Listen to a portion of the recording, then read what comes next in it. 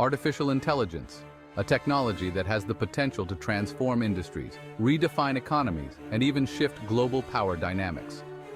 But as the world rushes to unlock AI's immense potential, the burning question arises: who gets to decide how AI is controlled? Today we dive deep into the world of AI regulations and how they're shaping geopolitics. The United States has always been at the forefront of technological innovation, and AI is no exception. But when it comes to regulations, it's a balancing act between fostering innovation and addressing ethical concerns. On one hand, Silicon Valley giants like Google and OpenAI are pushing the boundaries of what AI can achieve. On the other hand, there are rising concerns about AI's implications for jobs, privacy, and national security. The US government has begun drafting legislation, but the approach remains fragmented, largely leaving regulation to individual states and tech companies. It's a light-touch approach, hoping to stay ahead of China while avoiding stifling innovation. Then there's China. With its state-driven model, China has ambitious goals to dominate AI by 2030. Their approach to regulation is very different from the West's centralized, top-down control. China views AI as a key to not only economic growth but also to enhancing state power. Their regulations are strict, especially in areas like surveillance, where AI is already being used on a massive scale. But while China's rapid development is impressive, it raises questions about individual freedoms, human rights, and the risks of authoritarian AI. In the global AI game, China is playing to win, but at what cost? And then there's Europe, the self-appointed global regulator. The European Union has taken a firm stance on ethical AI.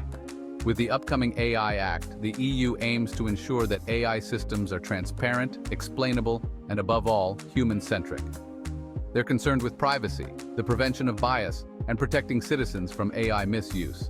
But this cautious approach also risks putting European companies behind in the global AI race.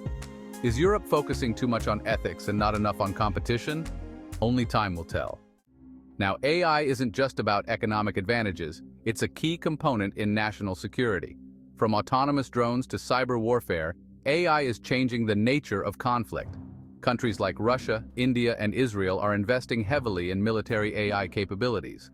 But here's the issue: who regulates AI on the battlefield? International treaties like the Geneva Convention weren't exactly written with killer robots in mind. The UN has tried to establish guidelines, but consensus remains elusive. The stakes? Well, we're talking about potential conflicts where AI systems, not humans, make life or death decisions. AI isn't just about development, it's also about control. Tensions between global powers are spilling into the world of AI. Take the US-China tech rivalry. From chip bans to export controls, the battle is on to dominate the AI supply chain. But it's not just about trade wars. Nations like India are stepping up to create their own AI ecosystems to avoid dependency on foreign powers.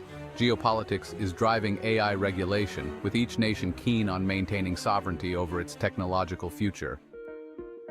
Is there hope for a unified global approach to AI regulation? The United Nations, along with other international bodies, has made attempts to establish frameworks for global AI governance.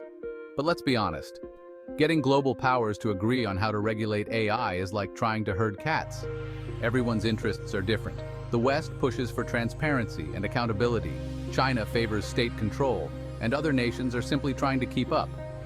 A global AI treaty sounds great on paper, but in practice it's a long shot. And then there's big tech. In many ways, these tech giants are the real power players. With resources larger than some nations' GDPs, companies like Google, Microsoft, and Tencent are not just following regulations, they're shaping them. Lobbying, public-private partnerships, and ethical AI boards are just the beginning. But do we really trust private corporations to regulate AI in the public's best interest? After all, when profits are involved, ethics can sometimes take a back seat. So, where does this leave us? AI is not just a technological revolution, it's a geopolitical battleground. The way AI is regulated will determine who controls the future. Will it be a world where AI is governed by a patchwork of national rules, or will global powers come together to create a unified approach? Either way, the race is on, and the outcome will shape the 21st century.